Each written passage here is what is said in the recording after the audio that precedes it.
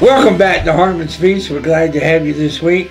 We're going to be talking to a gentleman I just met today, and I'm looking forward to this conversation. We're going to be talking to Larry Effler. Welcome, Larry. Well, thank you. Thank you for letting us come over and talk to you. We are at Alzheimer's, Tennessee. Did I say that right? You did. And we're going to talk tonight about the only topic that truly scares me to death. And I hope you don't mind that I say that, as I know you guys do a lot of great work in this field. But there was some dementia in my family, as I've told you, and it scares me. Well, everyone is afraid of dementia because it robs you of you. Right. Let's talk about it a little bit. Can you tell me a little bit about dementia and Alzheimer's in specific? Well, dementia is what we call an umbrella term. Okay. There are lots of forms of dementia. Alzheimer's is one of them. Okay. Alzheimer's is the most common one. Okay. It affects 6 million people, 120,000 Tennesseans. Okay. Other forms of dementia include vascular dementia, which is caused by blood issues. Right. There is Parkinsonian dementia. There is frontal temporal dementia, which is a disease of the frontal temporal lobes of the brain. Right. There's Lewy body disease, which is related to Parkinson's, and it's another form of dementia. They're all forms of dementia and you can also you can get symptoms of dementia from things like urinary tract infections, other kind of infections. Really? But those if you have a dementia that's caused by that, if you clear up the UTI, you clear up the dementia. Okay. If you think someone might have dementia, you treat those things that cause it first, and if dementia stays, you probably have one of the more serious forms of dementia, the Alzheimer's or FTD, Lewy body, Parkinson's, something like that. Okay. Well, let's focus on Alzheimer's a little bit. And one of the things your lady who answered the phone when I called yesterday told me is if you know one person with Alzheimer's, you know one person with Alzheimer's. And my son has autism. We say the same thing about autism. So I'm aware of that. But if you could give me kind of a general idea of how does Alzheimer's happen and what does it look like? Well, as far as what causes Alzheimer's, we still don't know. Okay. People with Alzheimer's have things called plaques and tangles in their brain. Okay. We're not sure whether the plaques and tangles cause Alzheimer's. Alzheimer's causes them. They're both caused by a third thing so that they're not related. But almost everyone with Alzheimer's has plaques and tangles in their brain. Thing is that almost everyone without Alzheimer's also has some plaques and tangles in their brain. You just don't have them to the extent. Right. So Alzheimer's is a brain wasting disease. The brain actually shrinks. It shrinks. It shrinks. A person who dies with Alzheimer's, their brain will be significantly smaller than a person who dies without Alzheimer's. And because your brain has a job, because it loses cells, it starts not doing its job well. And one of the first places that Alzheimer's generally attacks is the parts of the brain that control memories. So especially short-term memories. So you might, a person with Alzheimer's might not know what happened today, but he might remember something that happened 50 years ago. In fact, he might be 50 years back. A lot of times oftentimes if grandma has Alzheimer's, she'll think her son is her husband because he looks a little bit like her. He's of the age where she thinks she is. So that's why you get a lot of folks not recognizing people and folks thinking people are other people. That's really, really hard on families when someone you've loved all your life, your mother, your grandmother, someone just suddenly doesn't remember you. And that's so hard because it's taking that away from you, and it almost feels like an insult. But I would tell anyone who's caring for someone with Alzheimer's that the disease is doing that. It's not them. If they don't remember, and the worst thing you can do is, Grandma, you remember I told you yesterday. She does not. Does that just upset them? It does upset them. In a person with Alzheimer's, their reality is what they don't remember never happened. So if you tell them it happened, you're lying to them. They know it didn't happen. So that's upsetting. Also, it causes folks with Alzheimer's to lose trust sometimes in the family members, which can be another thing, another stressor in the family. And we have programs here at Alzheimer's Tennessee to help family caregivers learn. That's one of the, we care for the folks who have Alzheimer's, but we also care for the family members who are caring. Because caring for a person with Alzheimer's is the hardest job you'll ever have, and it doesn't pay very well at all. Right. So tell me what you can do for the family members. Well, we have, one of the things we do is we have classes for families.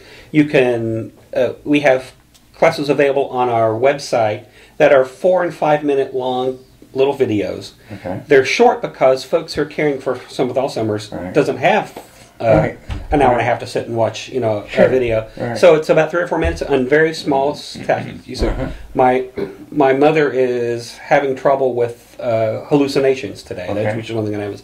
So you go find that 3 or 4 minute video, and I can, if you can put alztennessee.org/academy. That's where folks will find those. It's alztennessee.org/academy. And that's a series of videos that will help the family members.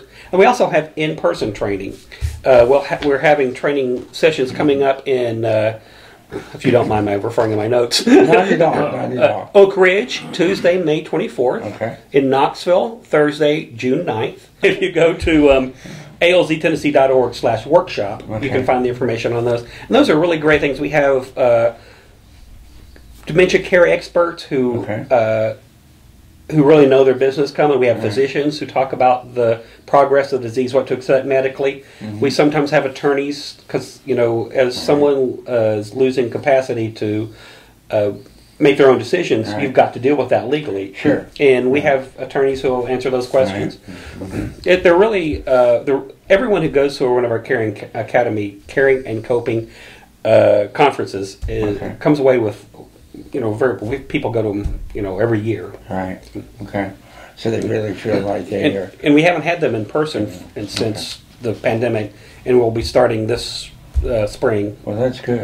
That's good to have a person. Okay, that's great. Okay, so you mentioned hallucinations. Is that a fairly common thing? It's, well, like I said, if you know one person, you know one person, but many people do have hallucinations, and sometimes it's as the brain is disappearing, the connection between what we know is real and what we know isn't is one of the things that's lost. And a lot of times you'll find like someone will say, my grandmother said she talked to Jesus last night. Jesus sat on the end of her bed.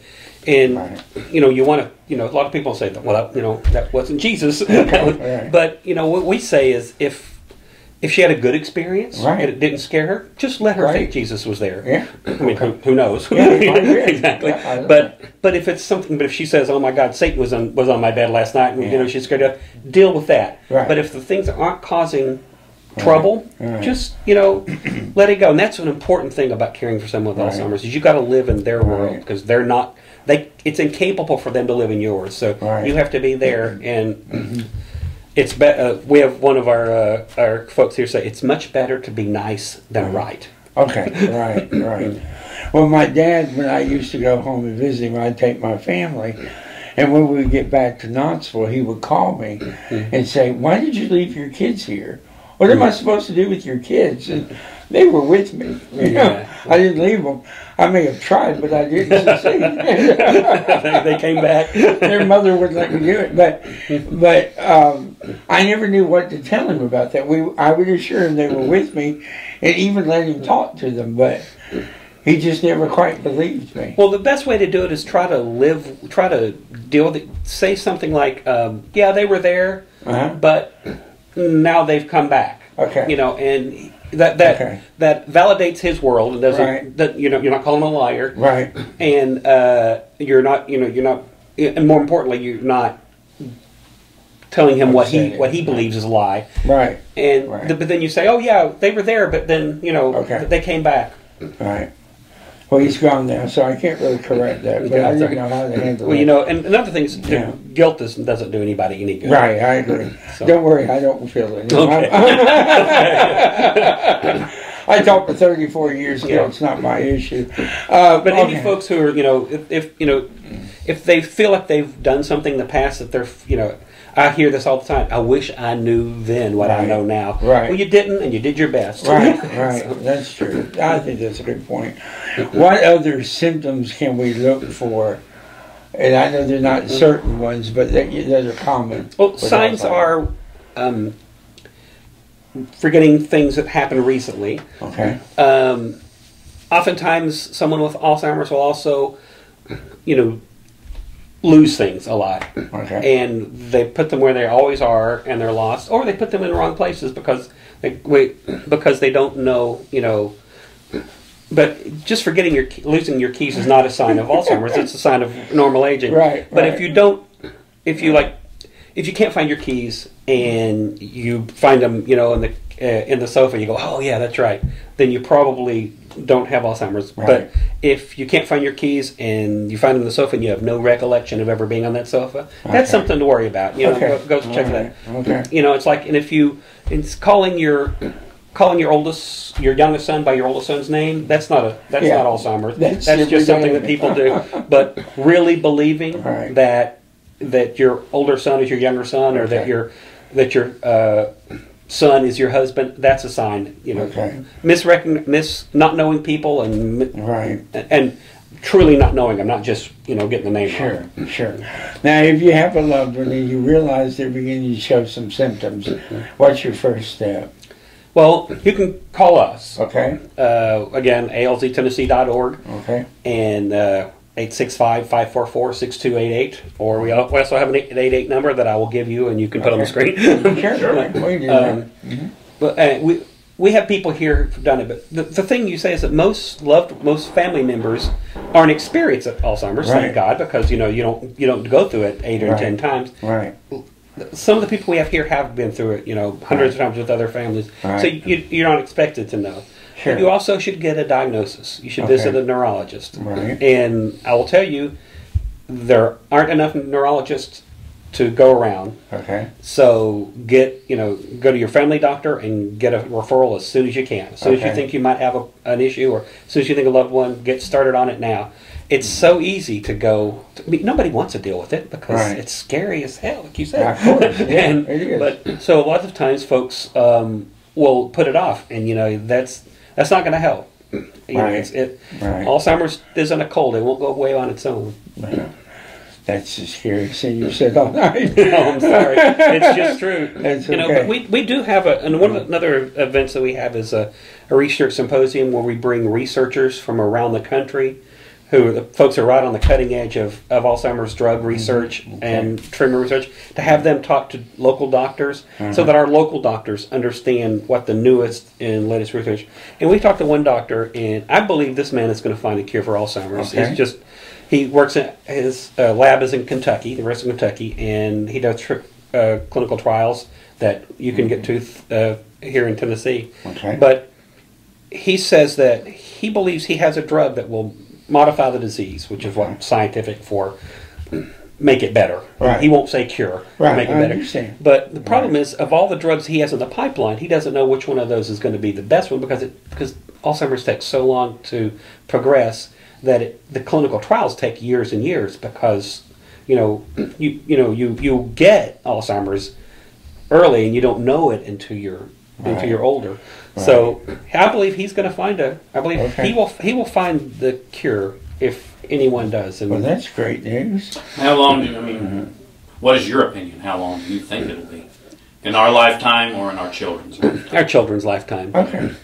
I believe that people in their 20s and 30s will probably be able to not be afraid like we are. Right. If I find out from a doctor tomorrow that I have Alzheimer's, on average, how long do I have? Well, on average, you have 8 years. 8 years. But it's the different numbers are so they're so different that there's no way of knowing. They can't say anything about your case from that. But the average is about 7 to 8 years, and that brings up this. I'd like to point out. This is a document we're going to be putting out very soon. This is a mock-up of it. This was written by people who have Alzheimer's and mild cognitive impairment, not their caregivers, not their doctors, them. Wow. And I believe this is one of the first pieces of publication that was written by them. We're going to launch this pamphlet, a website with videos, hearing from them, and a whole... and you guys heard it here first. It'll be in June, and we're doing this in cooperation with the Pat Summit Foundation. They're helping us pay for it. Yes. And it will be videos and anecdotes and tips and strategies for people who how to deal with the diagnosis and how to live well with the diagnosis. Right. We have some of that on our website already. I'm going to plug the website again, alztennessee.org/livewell. If you think you might have Alzheimer's, we have videos of people who have the disease talking about things you do, like reminders, using your phone as a reminder, using and way you set up your house so that you don't get lost and things like that. So that's a very important thing. It's written by the people with the disease, for the people with the disease, and that's fantastic. And I believe we're one of the pioneers in this. That's great. That's great.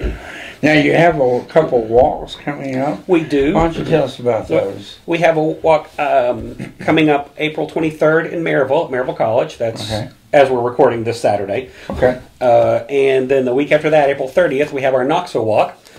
alztennessee.org/knoxwalk.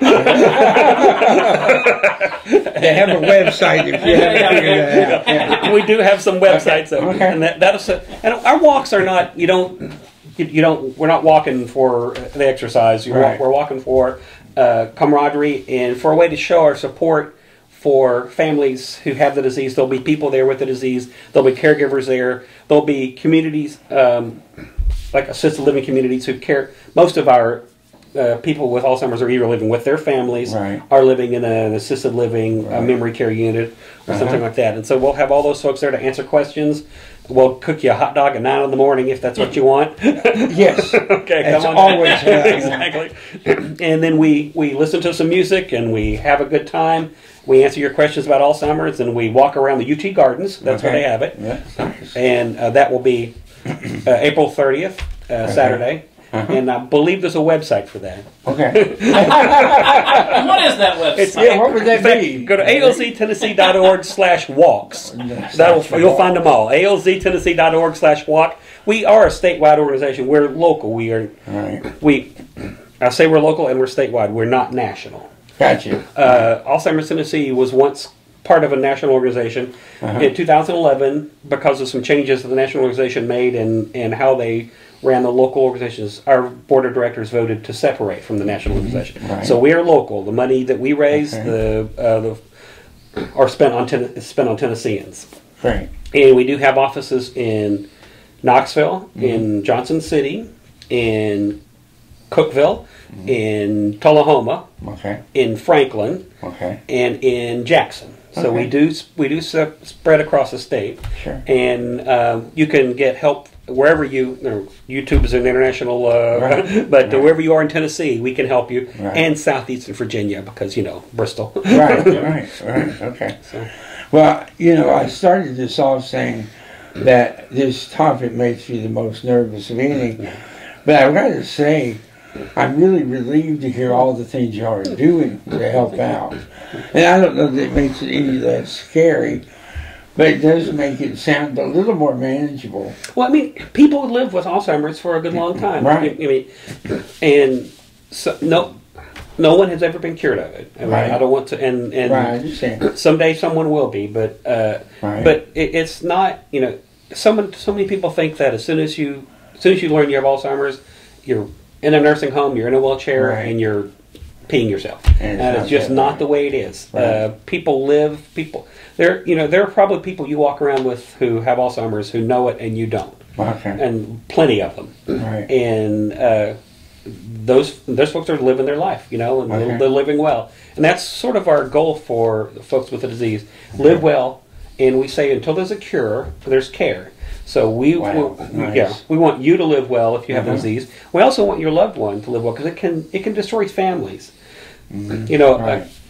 Oftentimes a loved one, who's caring for their loved one with the disease, sometimes they die before the person with the disease. Right. And Right. so we focus on caring for those people also. Mm-hmm. One of our caring and coping that I discussed earlier, it's caring and coping. Mm-hmm. Because you have to cope with this disease both as a caregiver and as a person who lives with it. Okay. And you can. Right. I mean, I'm not going to say it's easy, Right. but people do it. Mm-hmm. And if if anybody can do it, you can do it. Okay. Okay. Now, what website have I failed to mention so you could name it? I believe there's alztennessee.org. There you go. There you go. Okay. You're doing great work, and I know it's not just you, but your organization is doing great work. And I hope you know how much those of us out here who are afraid of this appreciate that there's a place like this right down the street that can help. Well, thank you. And we are here. We're based in Knoxville, not anywhere else in the world. Right, so. right. So, and I'm glad of that, and I thank you for what you do. Well, thank you. And I appreciate you doing the show Thank tonight. you very much. You. I literally talked to him today about doing this, and we're here late at night doing it, and I'm very grateful. It tells me a lot about the organization that you would be this accessible. Well, we are an organization of very good people. I'll have to say I that. can believe that. I really can't believe that. Thank you. So thank you for joining us today on Harmon Speaks.